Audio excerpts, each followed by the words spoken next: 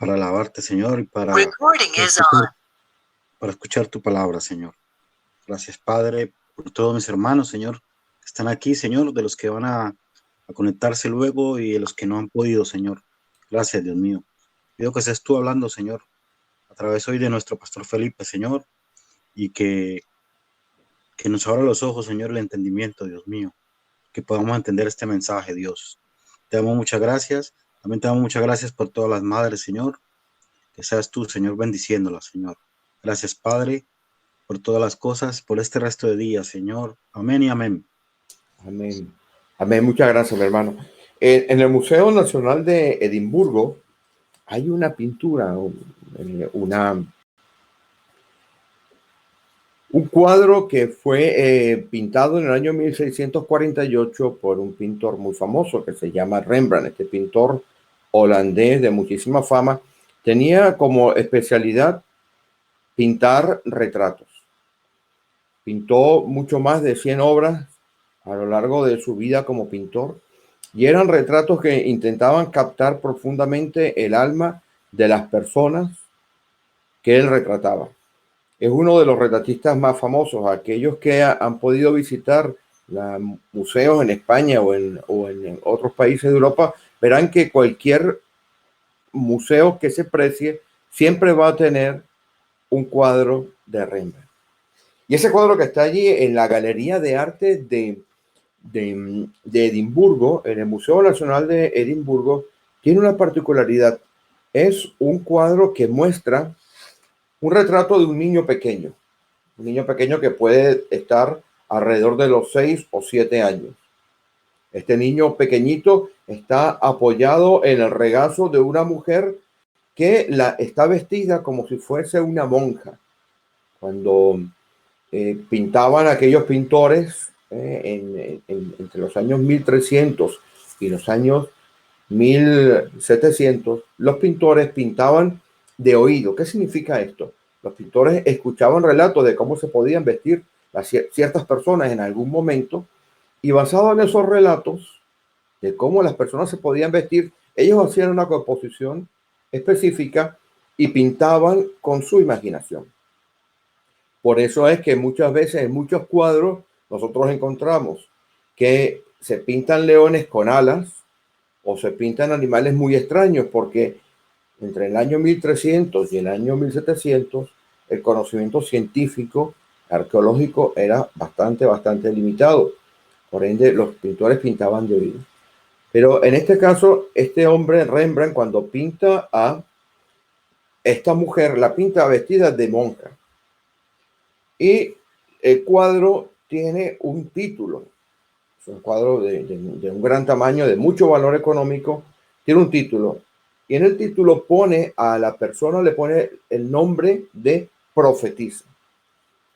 Cada vez que alguien va a ese cuadro, pasa una hora o 30 minutos o el tiempo que tenga que pasar, y lo que hace es que fundamentalmente se queda mirando a la cara del niño. Voy a compartir, ya que estamos en el Jitsi, voy a compartir ese cuadro.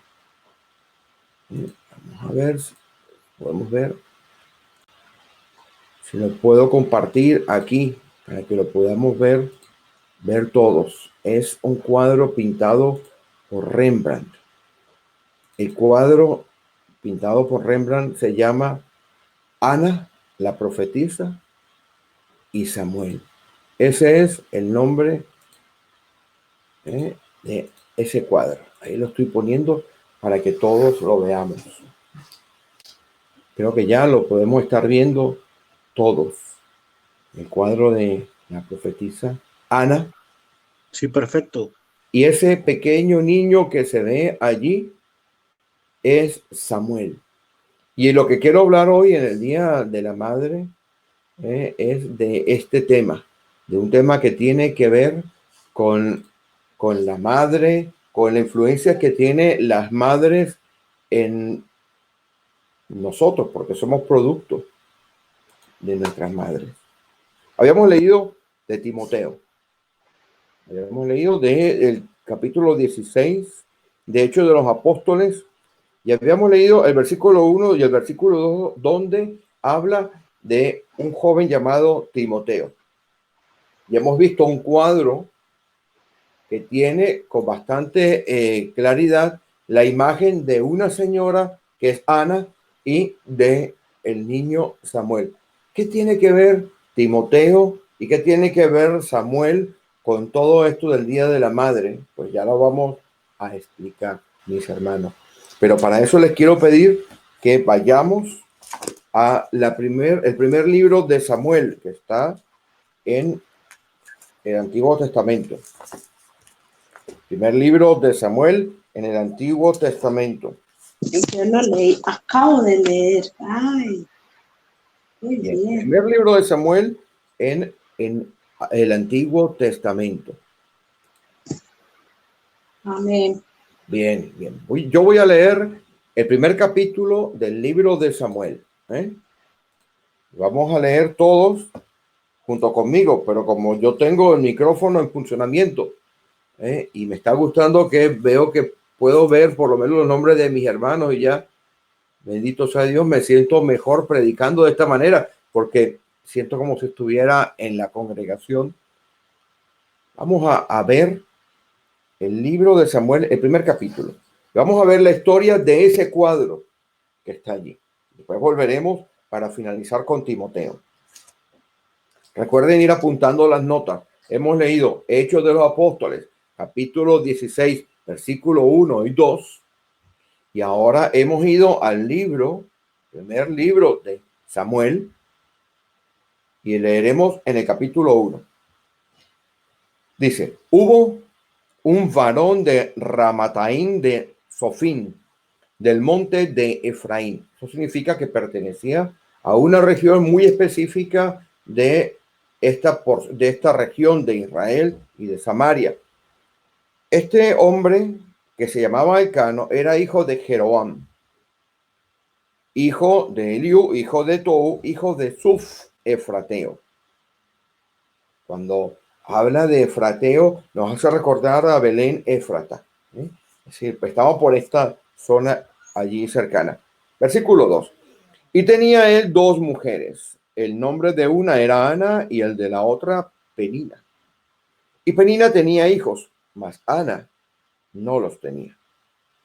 Y todos los años aquel varón subía de su ciudad para adorar y para ofrecer sacrificios a Jehová de los ejércitos en Silo, donde estaban dos hijos de Elí, Ofni y Fines, sacerdotes de Jehová.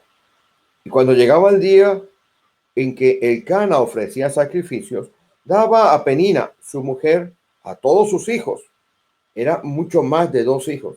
Estaríamos hablando que en aquel momento posiblemente Elcana tendría más de 3 hijos. Y a todas sus hijas, o sea, tenía hijos y tenía hijas, a cada uno su parte. Pero a Ana daba una parte escogida, porque amaba a Ana, aunque Jehová no le había concedido tener hijos. Y su rival la irritaba, enojándola y entristeciéndola, porque Jehová no le había concedido tener hijos. Así hacía cada año. Cuando subía a la casa de Jehová, la irritaba así, por lo cual Ana lloraba y no comía. Esta Ana, de la que hemos leído ahí, es la Ana que está en la pintura que hemos compartido, el cuadro que hemos compartido de Rembrandt. Interesante, porque esta mujer, Ana, era estéril. No podía tener hijos, pero no podía tener hijos porque tuviese un padecimiento de orden físico. No podía tener hijos porque Jehová había cerrado el vientre de esta mujer. Y la vida de esta mujer tenía que haber sido terriblemente difícil porque vivía en la misma casa donde vivía la otra esposa de su marido. La escritura llama a esa otra esposa de nombre Penina, la llama la rival. Si ustedes van conmigo al versículo 6 del capítulo 1 del libro de Samuel, verán que dice, y su rival la irritaba.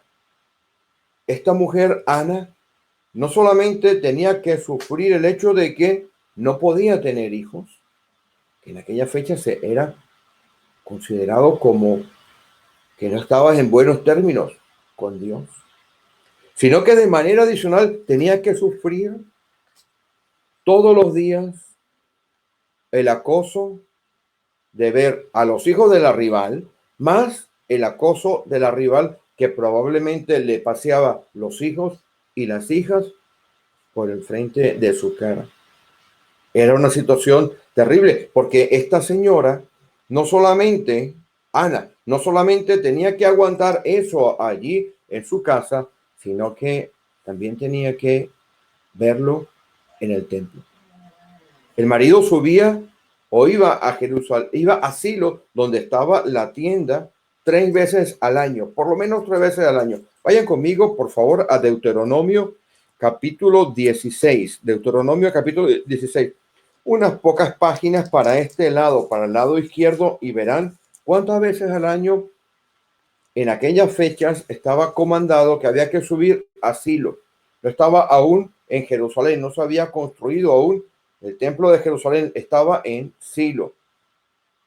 El tabernáculo del Señor estaba en Silo. En el capítulo 16 de Deuteronomio, en el versículo 16, vamos a leer. Voy a hacer una pequeña pausa para esperar a que puedan estar mis hermanos en esa porción que les he dicho. Versículo 16 del capítulo 16 de Deuteronomio. Nos dice que tenía que ir cada 4 meses. Por 7 días tenía que quedarse allí. Dice, 3 veces cada año aparecerá todo varón tuyo delante de Jehová tu Dios en el lugar que él escogiere, en la fiesta solemne de los panes sin levadura, y en la fiesta solemne de las semanas, y en la fiesta solemne de los tabernáculos. Y ninguno se presentará delante de Jehová con las manos vacías. Tenían que estar frente al tabernáculo que había edificado o que había mandado a hacer Moisés según lo que se le había enseñado mientras estaban en el desierto. Tenían que ir 3 veces al año, es decir, cada 4 meses. Y tenían que pasarse allí 7 días. Si ustedes observan, el versículo 15 nos dice que las celebraciones duraban o se contemplaban durante 7 días, lo que significa que Ana tenía que ir con su marido, con la rival y con los hijos e hijas de la rival, aguantando la irritación que le causaba la rival. Tenía que ir a la iglesia, vamos a llamarlo de esta manera. El causante de toda esta situación, dice la escritura, volviendo ahora al libro de Samuel, dice la escritura que era el mismo Dios. Qué cosa tan incomprensible cuando vemos que el padecimiento de Ana, la dificultad de Ana que la estaba llevando a una situación de irritación constante, venía de parte de Dios. ¿Cuántas veces, hermanos, hermanas, nosotros no hemos sufrido situaciones y mucho más? Las hermanas hoy que estamos predicando y hablando sobre el Día de la Madre, sufrimos situaciones que son incomprensibles para nosotras, para ustedes, y esas situaciones se originan en Dios. Volvemos a el capítulo 1 del primer libro de Samuel. Vamos a leer el versículo 7. Cada año que subía, dice la escritura, cuando subía a la casa de Jehová, esta Penina ponía especial interés en volver la vida de Ana un yogur. Una situación inaguantable. Dice, la irritaba así. La irritaba porque no podía tener hijos. Le espetaba en la cara que no podía tener hijos. Por lo cual Ana lloraba y no comía. Pero aquí entra en funcionamiento, entra en acción el Cana, su marido. Y el Cana le decía a Ana, ¿por qué lloras? ¿No te soy yo más valioso? ¿No te quiero yo mucho más que 10 hijos? Pero eso no le valía a Ana. Y observen lo que aparece en el versículo 10. Después de que había comido y bebido, llegó el punto de quiebre en la vida de Ana. Ya Ana no podía soportar más. Durante muchos años había estado aguantando esta situación y que venía de parte de Dios. Estaba aguantando una situación que era terriblemente difícil. Tenía padecimiento mental, porque aquella la irritaba, padecimiento espiritual y padecimiento físico, hasta que llegó un momento en que hubo el quiebre en la vida de Ana. El versículo 10 nos dice que lloraba con amargura del alma. ¿Cuántas veces, hermanos, hermanas, usted, mi hermana, fundamentalmente mis hermanas, como abuelas, como madres, como tías, cuántas veces no han llorado con amargura? Esos llantos que mezclan lágrimas con oración, esos llantos que no se pueden parar, que son largos. Pues ese fue el momento de quiebre de Ana. Y Ana hace con Dios lo siguiente. Observen lo que acontece en el versículo 11. En el versículo 11, Ana hace tres cosas con respecto a su relación con Dios y con respecto a el voto que hace por su hijo. La primera cosa que hace es que reconoce que sus padecimientos están viniendo de parte de Dios. Observen lo que dice. Si te dignares a mirar a la aflicción de tu siervo. Había entendido que toda esta situación tenía algo, que estaba la mano de Dios detrás. Había entendido que todo su padecimiento, que todo su dolor, incluyendo lo que estaba pasando con Penina, venía de parte de Dios. Y le pide que le dé, que le pide quedarse embarazada. Pero no le pide quedarse embarazada de una niña o de un niño, de lo que tú quieras. Le pide específicamente quedarse embarazada de un niño. Y la tercera cosa que hace, que está claramente definida en este versículo, es que hace voto por el hijo. Consagra al hijo antes de nacer. Observemos la progresión del cambio que estaba pasando en la vida de Ana. Quebrada, había llegado al punto de quiebre causado por Dios. Había llegado al punto de quiebre, había ido a reconocer que ya no podía por sus fuerzas, que había entendido que esto venía de parte de Dios. Le dice a Dios que le conceda un hijo varón y hace un voto por ese hijo varón. El resto de la historia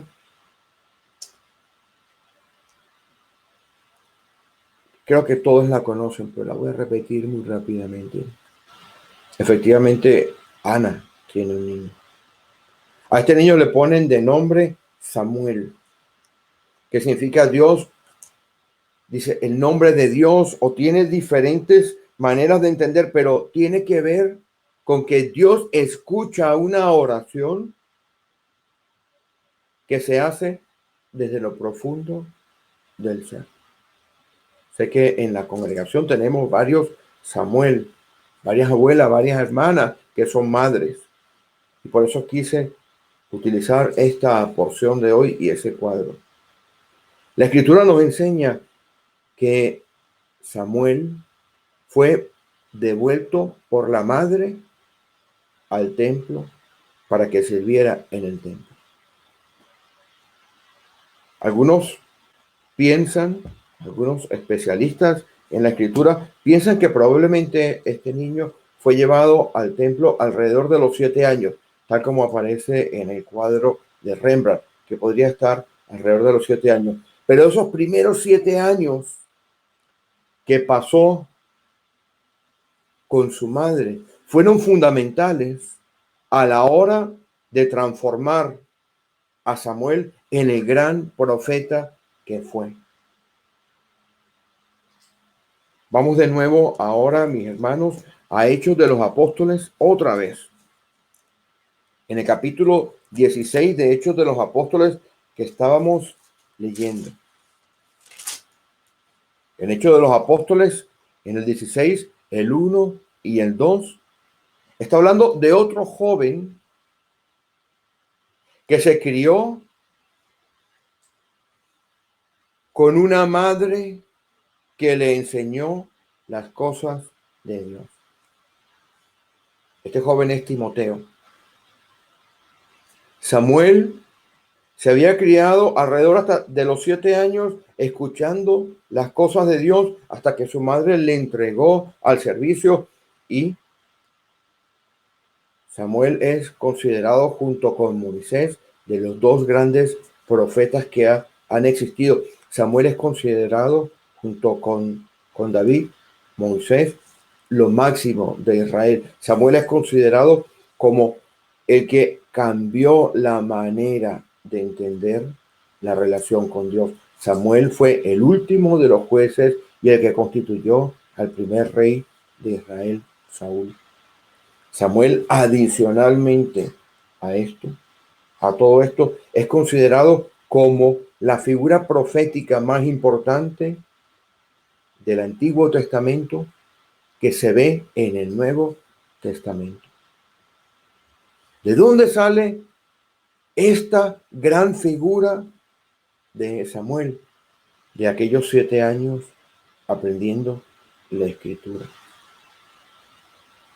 Vamos a terminar con Hechos, repasando la vida de otro en el Nuevo Testamento que podría haber sido y que fue, de hecho, como Samuel.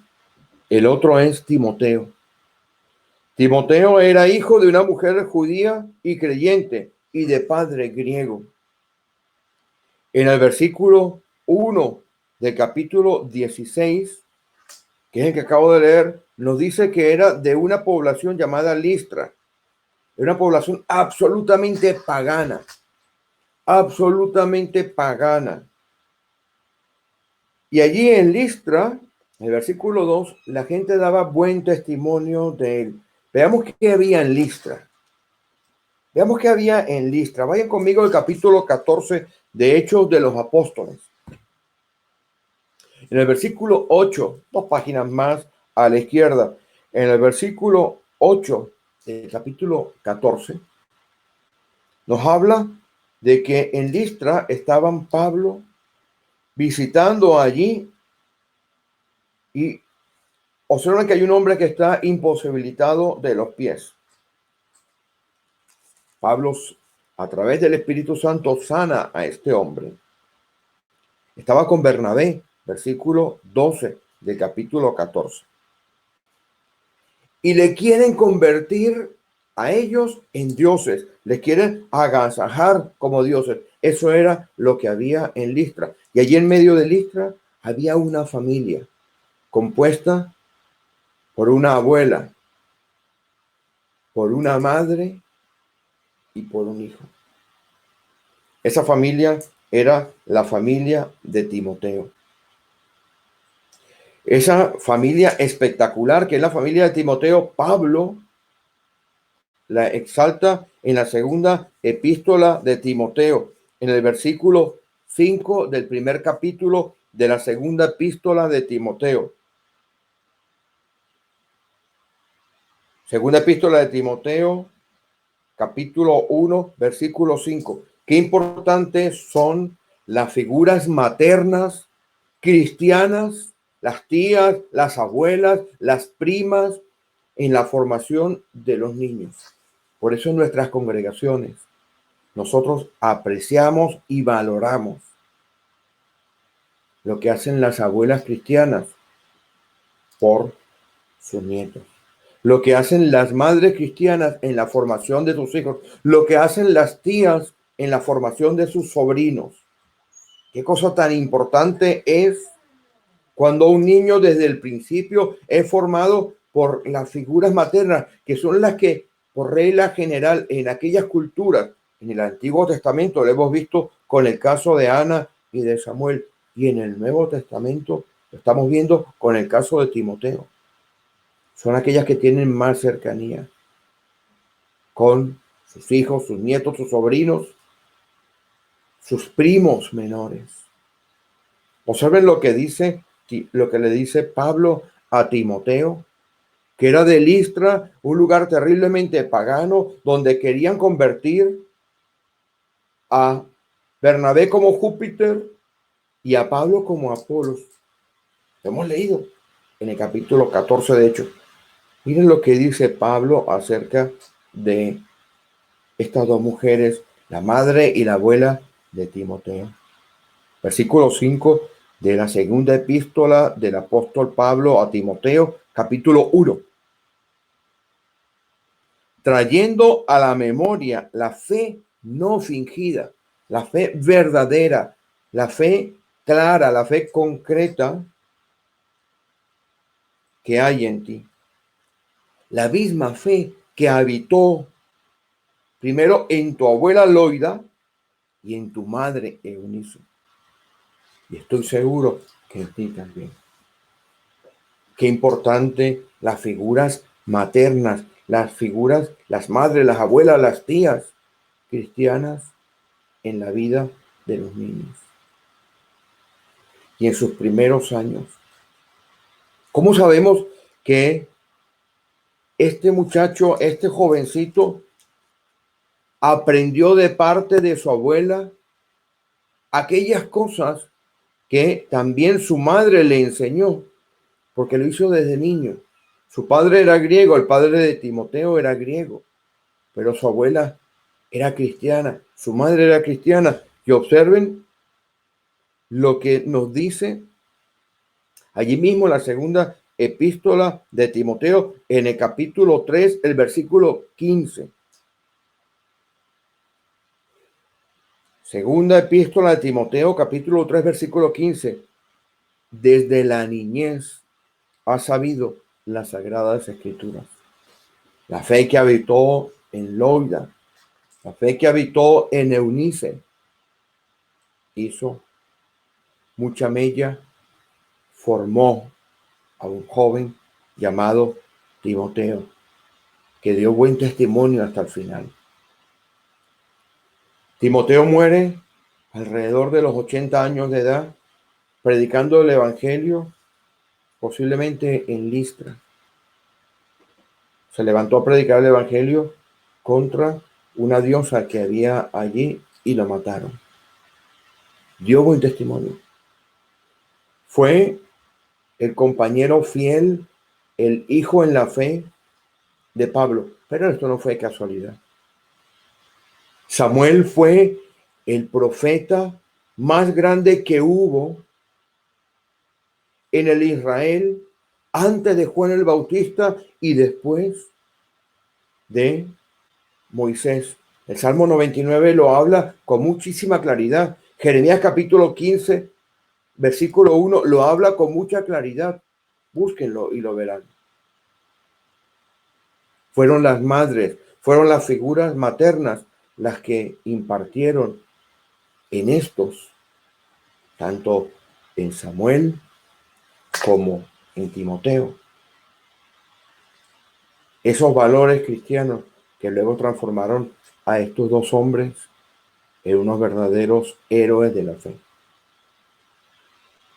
Si tuvieran que escribir ellos una carta de agradecimiento, una tarjeta de agradecimiento en estas fechas, seguro que no sería la estándar que vemos y que se pasan por internet y que compramos en cualquier lugar. Seguro que diría: gracias mamá, gracias abuela, gracias tías, gracias por enseñarme los rudimentos, los principios, lo básico del evangelio y por dejarme ir a servir a Dios. Mis hermanas, me despido en la seguridad, en la confianza y en la absoluta tranquilidad de que cada una de ustedes, abuelas, tías, primas, madres, están haciendo la labor que tienen que hacer, de enseñar el Evangelio y los fundamentos de la Escritura a unos niños que tienen un potencial inmenso, que pueden llegar a ser como Timoteo, que pueden llegar a ser como Samuel, que pueden llegar a ser como Ana, la profetisa, que pueden llegar a ser como María. Reciban de parte de Patricia y de mi parte nuestro agradecimiento por contar con ustedes en las congregaciones. Y quiero que sepan que me siento orgulloso de pastorear mujeres comprometidas con la obra como las que tenemos en nuestras congregaciones. Que el Señor les bendiga, mis hermanos. Bendiciones. Amén, pastor. A usted también, muchas gracias. Amén, pastor. Muchas gracias a usted y a su esposa. Que Dios los bendiga por hacer esa labor grande.